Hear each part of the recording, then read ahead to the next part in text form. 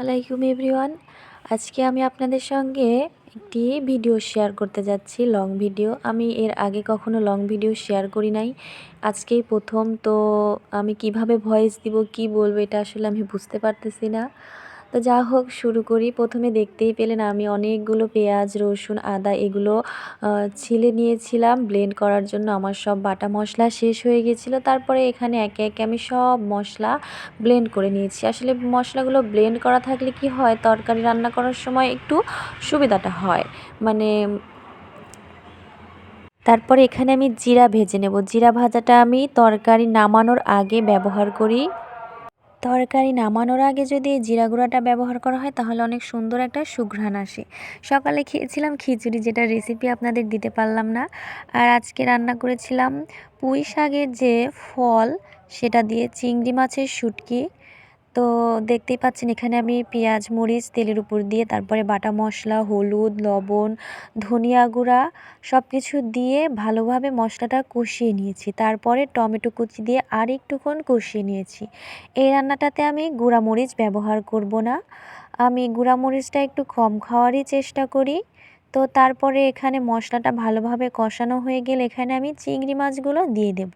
চিংড়ি মাছ বলতে চিংড়ি মাছের শুটকি, যাই হোক। তো ওটা দিয়ে একটু নেড়েচেড়ে তারপরে আমি এই যে পুঁই শাকের যে ফলটা আমি দিয়ে ভালোভাবে কষিয়ে নেব। আর অন্যদিকে আমি রান্না করব পাঙ্গাস মাছ ভুনা।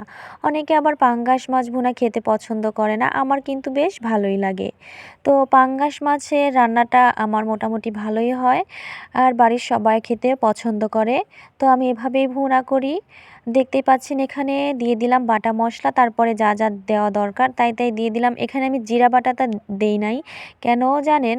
এখানে আমি যে জিরাটা টেলে নিয়ে যে গুঁড়া করেছি সেই গুঁড়াটা ব্যবহার করব। এই গুঁড়াটা দিলে কিন্তু পাঙ্গাস মাছ ভুনা খেতে আরও বেশি মজা হয়। তো এভাবে একদিন আপনারা রান্না করে খেয়ে দেখতে পারেন।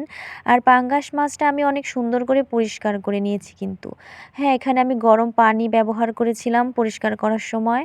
আর এই পাশে এদিকে আমার এই পুঁই শাকের যে ফল সেটা কষানো হয়ে গেছে, ঝোল দিয়ে দিয়েছিলাম। তারপরে কিছুক্ষণ রান্না করে নিয়ে হয়ে গেল। তারপরে এই তো দুপুরে গোসলের পরে খেতে এসেছি। মিষ্টি মিষ্টি রোদে এভাবে বসে খেতে কিন্তু বেশ ভালোই লাগে শীতের সময়। আপনারা কে কে এভাবে রোদে বসে ভাত খান অবশ্যই কিন্তু কমেন্টে জানাবেন। আর এই যে আমার পাঙ্গাস মাছ ভুনা চলে আসছে। প্রথমে আমি সবজি দিয়ে খেয়ে নিয়েছি, আর সবজি দিয়ে আমি প্রথমে খাই, তারপরে মাছ মাংস যেটা থাকে সেটা দিয়ে খাওয়া হয়। তারপরে খাওয়ার পরে আমি এই যে কুষ্টিয়ার বিখ্যাত তিলের খাজা এটা খেয়েছিলাম। এটা খেতে কিন্তু ভীষণ ভালো হয়। বিকালে একটু চা করেছিলাম ঘুম থেকে ওঠার পরে। তো আজকে এই পর্যন্তই। সবাই